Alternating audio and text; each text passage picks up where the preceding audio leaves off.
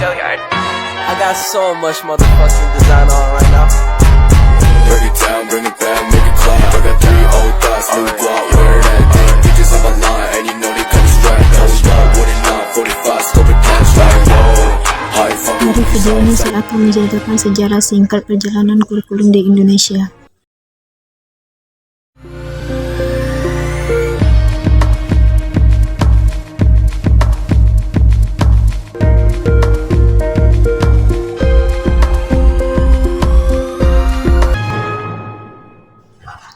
Kurikulum memiliki arti penting dan strategis dalam penyelenggaraan pendidikan sebagai arahan dan pedoman dalam pelaksanaan pendidikan.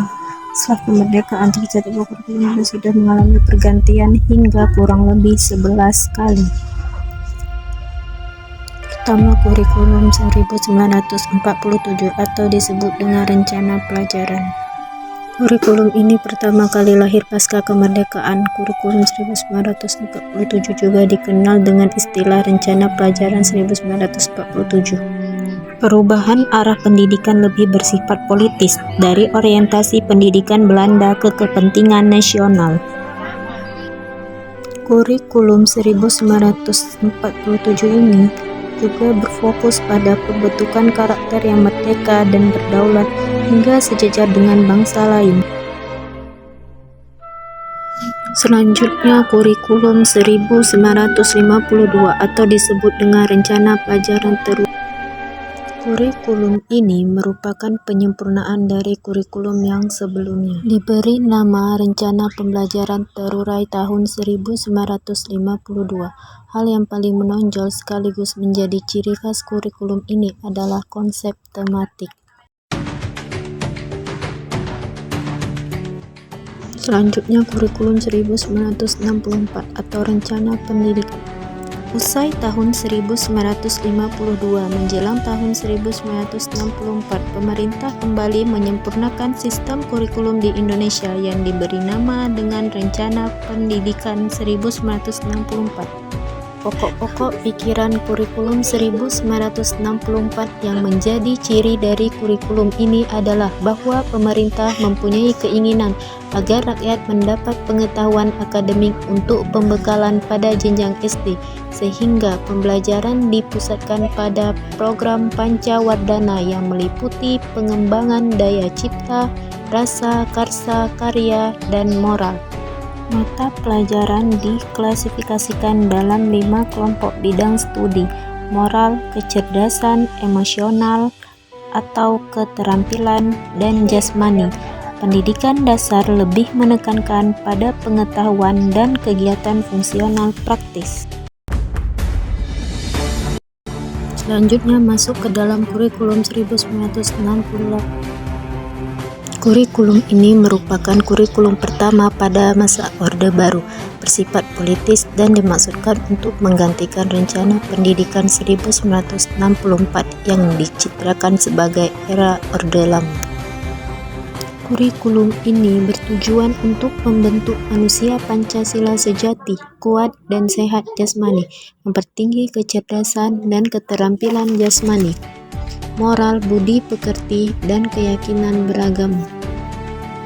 Selanjutnya masuk ke dalam kurikulum 1975.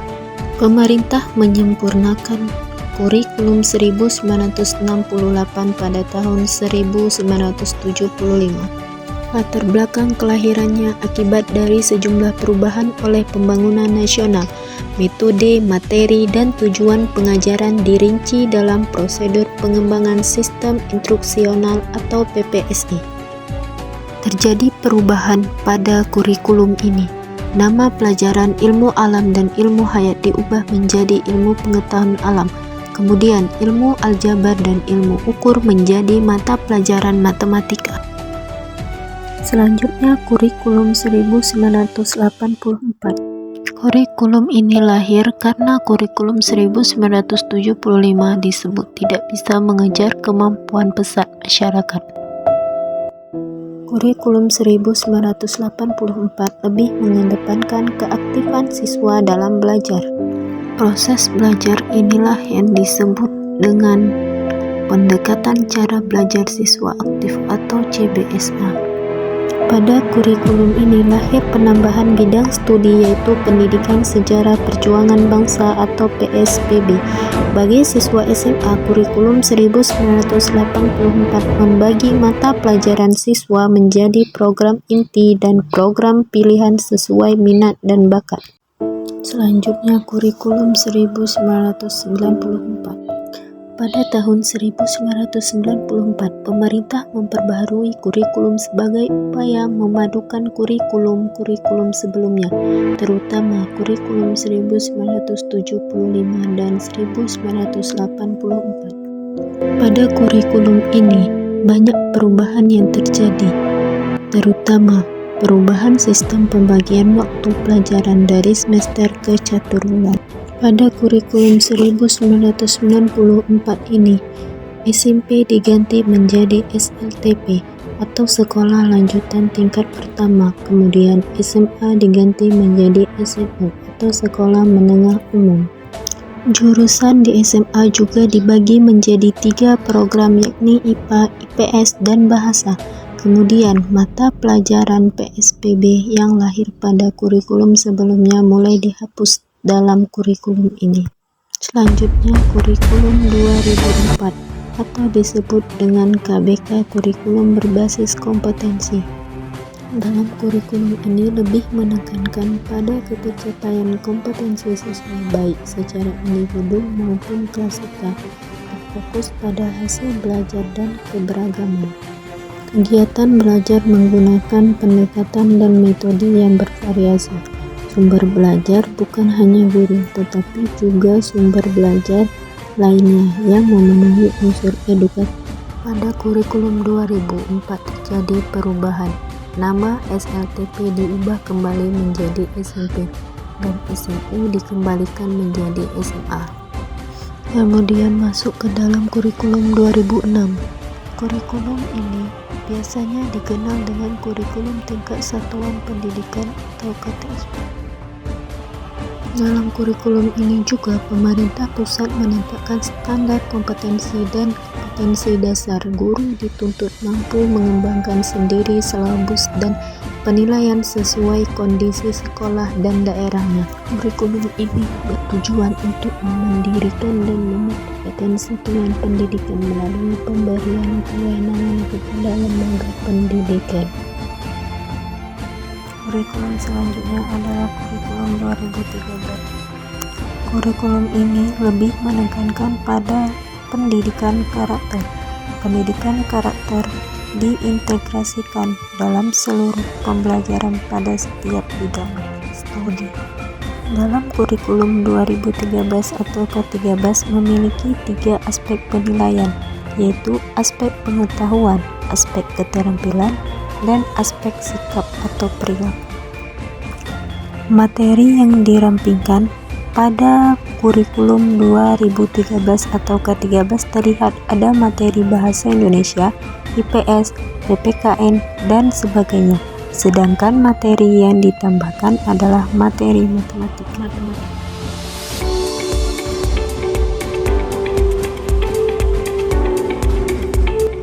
Terakhir adalah kurikulum 2022 atau disebut dengan kurikulum merdeka. Kurikulum ini merupakan kurikulum baru yang lebih berfokus pada materi yang esensial dan tidak terlalu padat materi.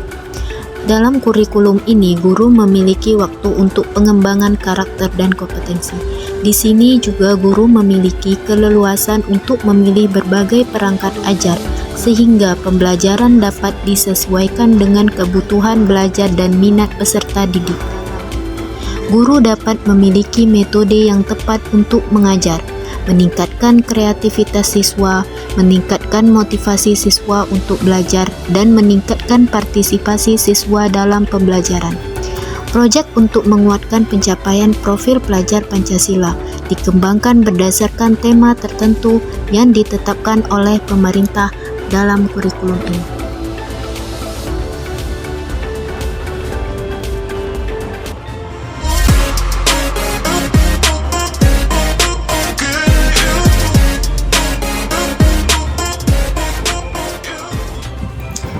Demikian video singkat mengenai sejarah perjalanan kurikulum pada tahun 1947 sampai dengan sekarang.